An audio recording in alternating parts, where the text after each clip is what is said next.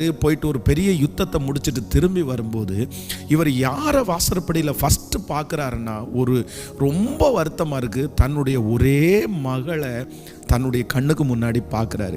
ரொம்ப அப்செட் ஆகிட்டாரு. இப்போ ஆண்டவருக்கு வாக்கு கொடுத்தாச்சு, பொருத்தனை பண்ணியாச்சு, இதை எப்படி நிறைவேற்றுறதுன்னே தெரியல.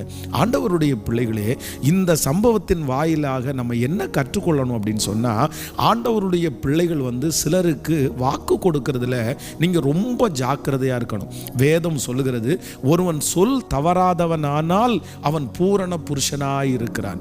அப்போது நம்ம சில நேரங்களில் வாக்கு கொடுத்துட்டு நம்ம சேஞ்ச் பண்ணவே கூடாது.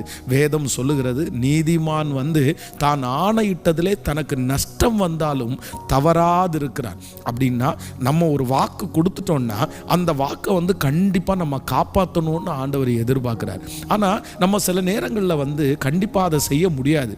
அதற்கு